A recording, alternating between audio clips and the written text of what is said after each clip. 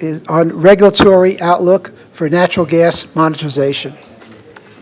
Okay, thank you all for again. Thank you all for coming to our forum this Tuesday, and I'd like to take you over our ADI's outlook for the regulatory environment for the natural gas and NGL value chains.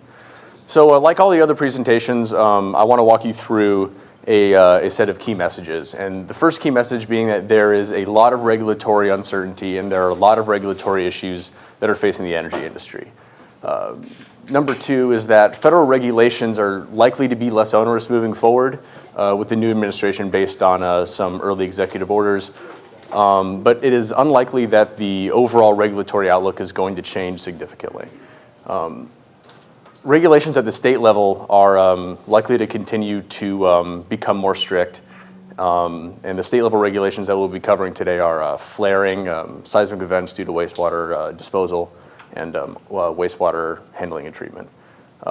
Fourth key message is that regulatory activity doesn't take place in one point in time. It takes place over many years, over multiple administrations. And number five, in terms of strategic implications, the regulatory environment may ease a little bit, but it is unlikely that it is going to change significantly over the next few years.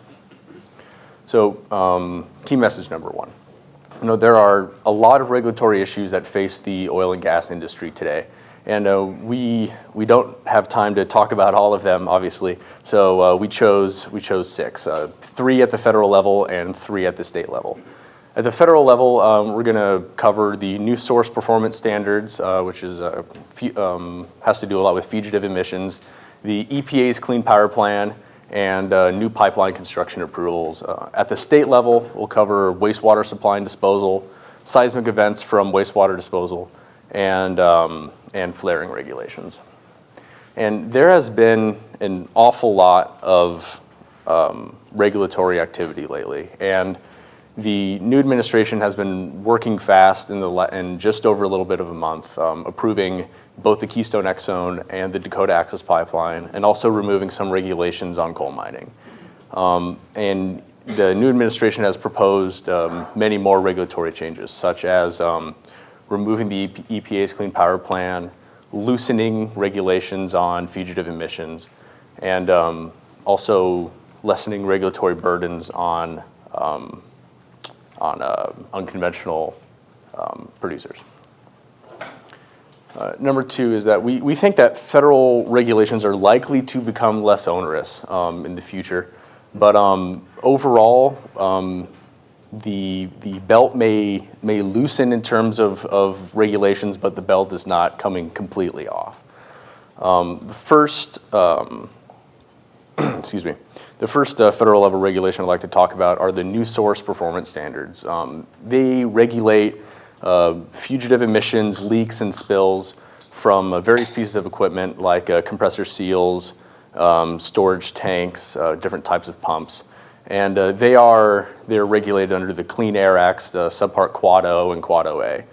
Currently, both of these regulations are in court with operators wanting more or less, they want to have emissions regulations that aren't as strict, fewer reporting periods, and more ease for compliance. Looking forward for the new source performance standards, we think that the current administration is likely to loosen these regulations as much as they can. However, the administration will see backlash from organized environmental groups like we saw at the Dakota Access Pipeline. Another federal issue is the approval of new pipelines for construction. And FERC is the Federal Energy Regulatory Commission is the main agency that handles approving new pipeline construction.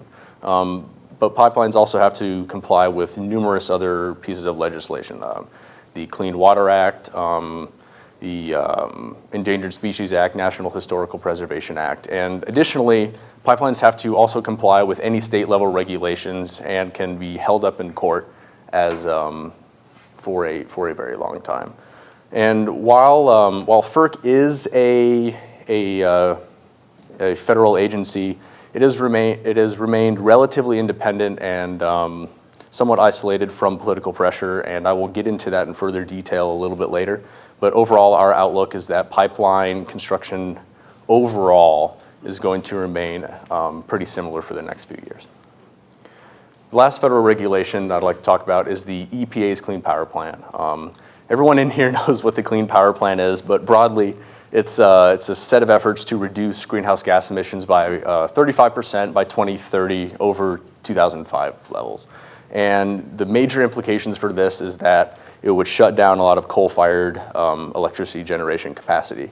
However, there are multiple other pieces of legislation or multiple other pieces of regulations that have already negatively impacted the coal industry. Additionally, the Clean Power Plan is currently in court, so it is possible that it could never be implemented.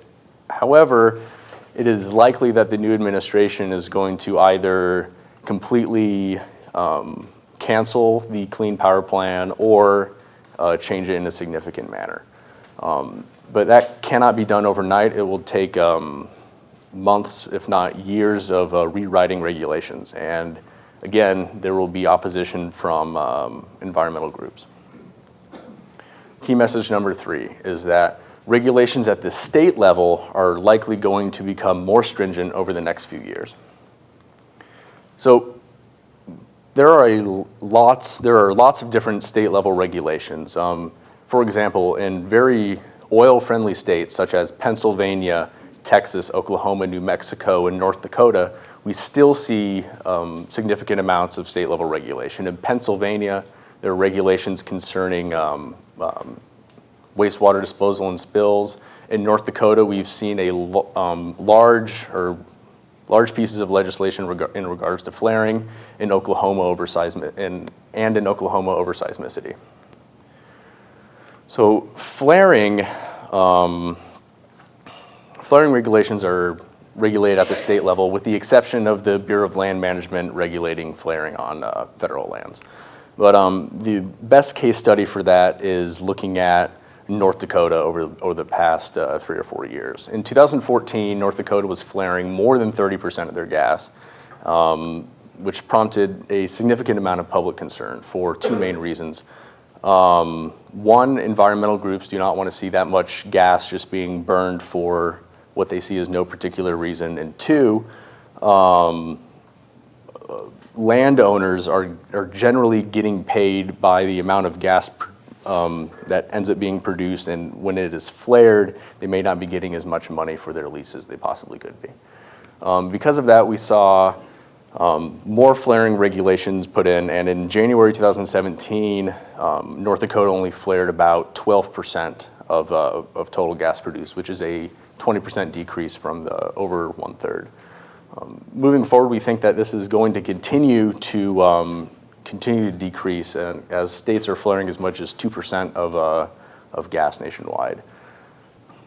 Next, water injection near fractures has caused seismic events in Oklahoma, and it is very important to say that it is not fracking that is causing seismic events. It is wastewater reinjection near fractures. In 2005, there was a seismic event in Oklahoma that caused a great deal of public concern, and thus legislation was pushed forward, or regulations were pushed forward that required operators to measure both the volumes and the pressure of wastewater injection wells in areas of interest. Since then, there's been a 95% reduction in the amount of seismic activity in those areas in Oklahoma.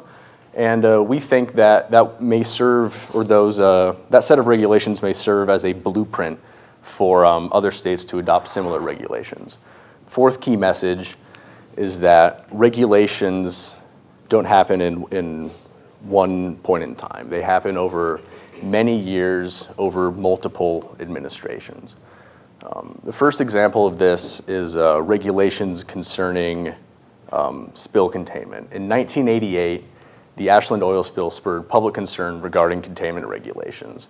The first amendments for containment regulations were put in place in 1991 under the George H.W. Bush administration. They were revised in 1993, 1994, 1997 under Bill Clinton. revised again in 2002. The amendments were finalized in 2002 under George W. Bush, implemented in 2003, and then changed again in 2008 under George W. Bush, and again changed in 2009 under Barack Obama, and finally, the final amendments were in 2010.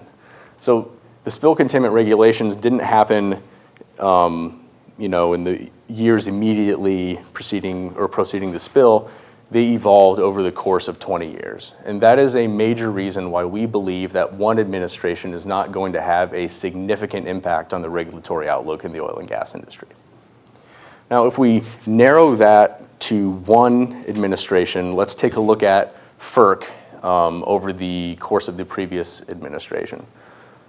So FERC by nature is an independent agency.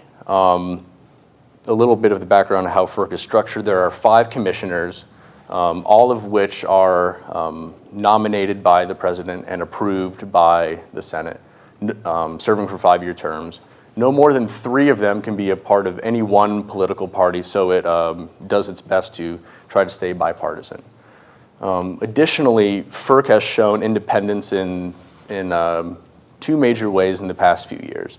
First, the previous administration was applying pressure on FERC to have stricter regulations in regards to pipeline construction. And the commissioners who were appointed by President Obama voted to not instate the more strict rules.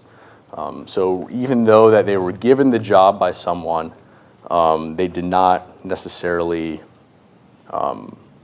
They tried to stay as bipartisan and impartial as possible. More recently, with the new administration, the chairman of the commission, who is nominated from the set of commissioners by the president, was demoted by President Trump, and then that sparked his resignation a week later. So in that span of a week, the 3 commissioners who were all Democrats, and there were 2 vacant seats at the time, pushed through 3 pipeline construction orders, a couple hundred pages long each, and voted unanimously to approve them before the individual resigned, and there would only have been 2 commissioners and thus no quorum, and they can't vote on anything. So with thinking about those 2 things and the independence of FERC and how it is bipartisan in structure, we do not think that at the federal level, pipeline construction approvals are going to change significantly. Now, this doesn't mean that state-level regulations, court litigations, and environmental groups can't hold them up. We're just talking purely at the federal level.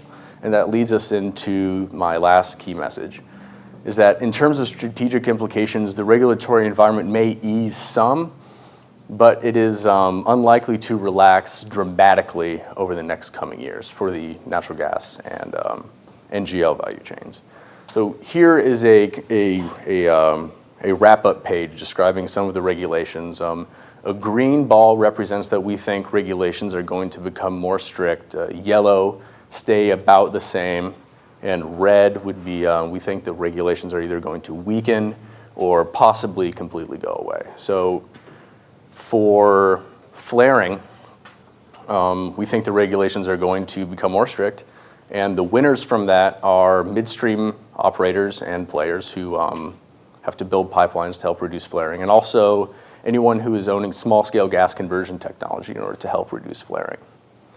For seismic events, we think those are also going to become more strict, which is going to benefit anyone who is producing seismicity monitoring equipment to monitor the pressure and the volumes of the wastewater injection well.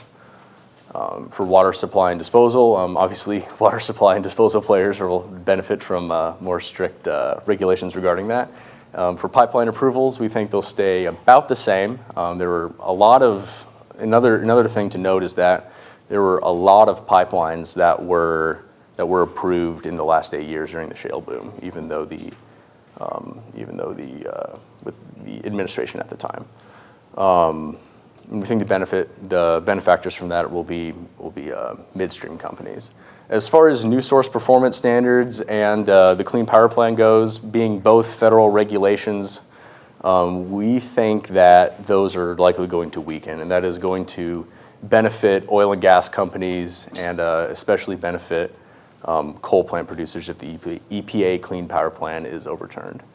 So wrapping it all up, the key messages are there are a lot of regulatory issues in the United States. Federal regulations are likely to become less strict, but not radically different. State regulations are likely to become more strict. Regulations take a long time to put in place and constantly evolve. And finally, in terms of strategic implications, regulations may loosen, but they're probably not going to change in any significant manner. Thank you for listening, and if you have any questions, please let me know.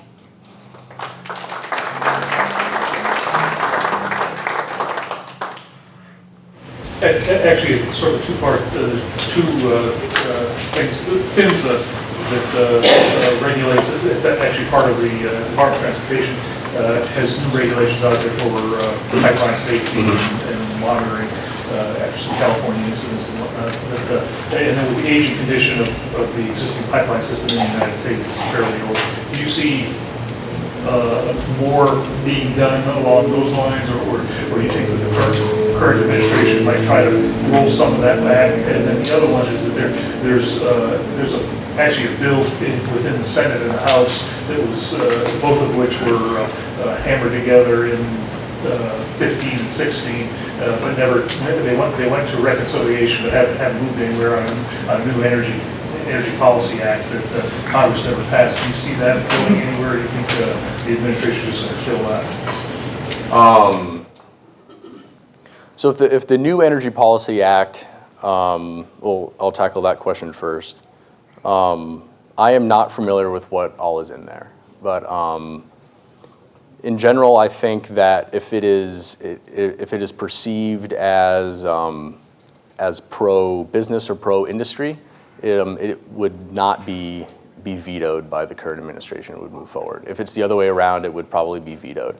But I do not know what is in there. I can get you more information on that, but I can't answer that at the time. As far as PHMSA or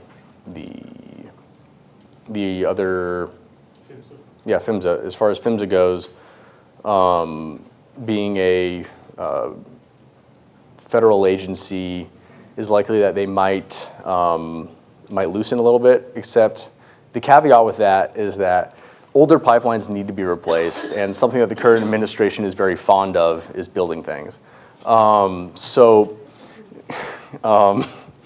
Sorry, that wasn't meant to be a political statement. Is building things, especially with pipelines with American steel. So replacing current pipelines would probably be on the priority list for the new administration.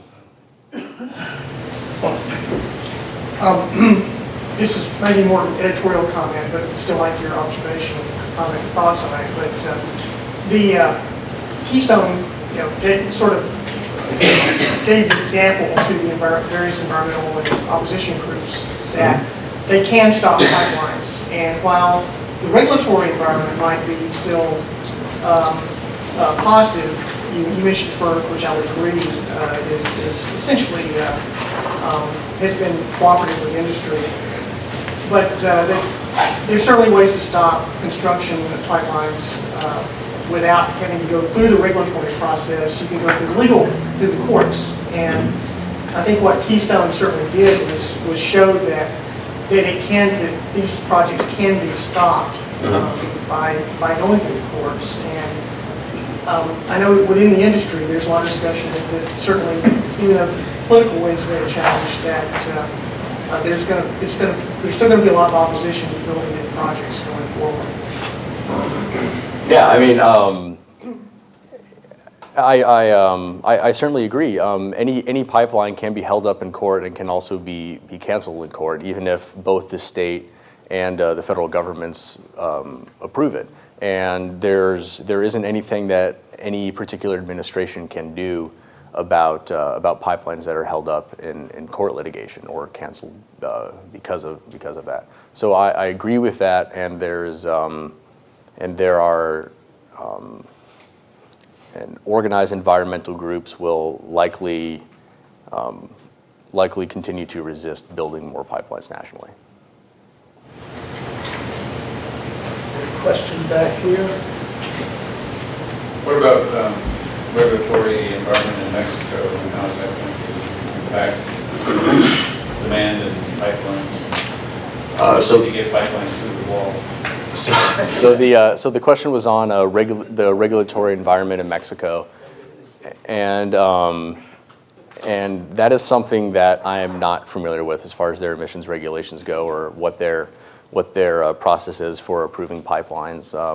The only thing I can say about that is that they are hungry for more natural gas. If you remember back to my gas export presentation, there's about 15 gigawatts of gas pipelines coming up, gas-fired power generation coming up in the next several years, and I would think that the Mexican government would want those to be adequately fueled. If I can just add a comment on that, we've done a lot of analysis looking at what happens if Mexican demand for natural gas doesn't come through, and some of that was in Tyler's work from the presentation this morning. But that demand, if it doesn't come through, there are serious problems from a natural gas pricing point of view in North America. I mean, that is the second biggest chunk of demand growth for North American natural gas. So if it doesn't come through, it's going to be very difficult for the oil and gas industry within North America, and that will fix a lot of regulatory challenges around that fairly quickly. Any questions on this side? I don't want to, you wait there? Okay. But they did fine. Their questions were very good. Okay. Yes, sir. So my question is not on clean power plants, but on the carbon abatement. There is a study done by IEA and EPRI to bring the carbon levels down to 2010, if you are familiar with that curves, So, but I think renewables, even though I think there's a lot of relaxation on EPA standards on the power plants,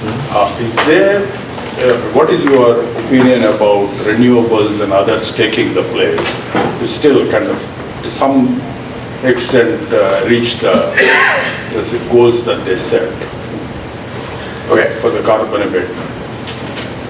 So I think that renewables are going to continue to be growing faster than any other energy source.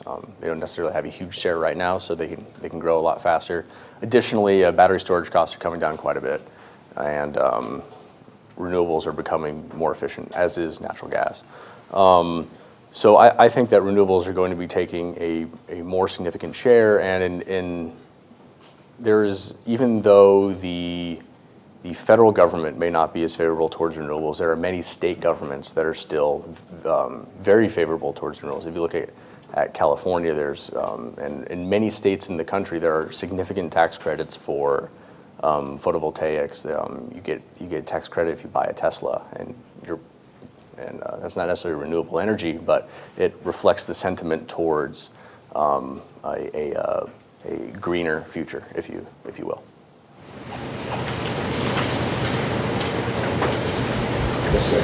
Just a quick question on the future of coal. I mean, the rejuvenation of the coal industry, from everything I've read, seems very unlikely. That it's not just that it's cost prohibitive. They've done most of the modernization, most of the downsizing and employment that they can. So you don't see a lot of efficiency savings anymore in the coal industry, unless there are technology things that can be pulled out of the hat. So all the talk about rejuvenation is basically the natural gas is still going to continue to replace coal. Is that the way you look at it? And that you really, you can talk a lot about it, but the reality is the coal industry is not going anywhere.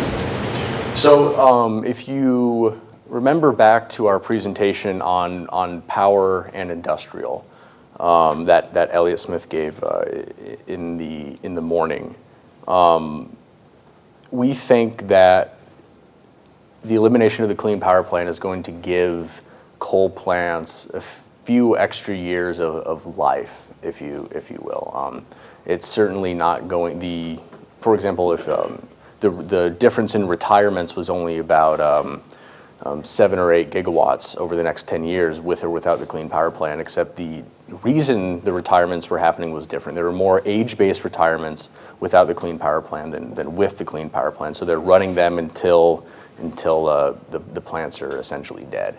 And one thing that might do is, let's say, just for example, on average, you're getting let's say 5 more years out of a coal plant, just an arbitrary number, 5 more years out of coal power. That gives renewable energy a 5-year longer runway to become more efficient. It gives battery storage technology 5 more years to catch up. So for the next wave of capacity generation, that's more than likely going to be almost going to be a lot of renewables. Did I answer your question right? I think natural gas is still a transition fuel. Yes. There, and I don't see coal coming up, but power plants, people that I talk to, and I'm not knowledgeable on the subject, say the difference is with natural gas, it's instant use of power, while coal, you have to essentially have the burning situation going constantly. You can't just turn it on and you can't just turn it off. And that natural gas is a factor for peak power and everything else, while coal is not. So I don't know whether that's a major factor. People have told me it is. That wouldn't be as much of a major factor for baseload generation, because that is generating at all times. But for obviously for peaking capacity, you don't. I believe the correct term is a transient load. You don't want large transient loads that take a long time or that are variable in power. But there's going to be continued use of natural gas as a fuel, and it's. I guess hopefully I've adequately answered your question. We have a question over here on this side. What about fugitive methane emissions? Yeah, so fugitive methane emissions are covered under the new source performance standards. So that was under the Clean Air Act, subparts, Quad A, Quad A2, or Quad O and Quad OA. So being a federal level regulation, I think that those are likely going to loosen moving forward.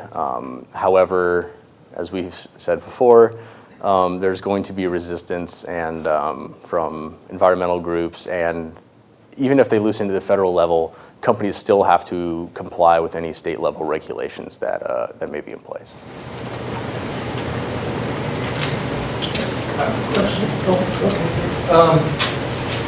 If the drilling was just to stop, how long before the supply would drop off before it would make a difference in price? What is the decline rate on all these?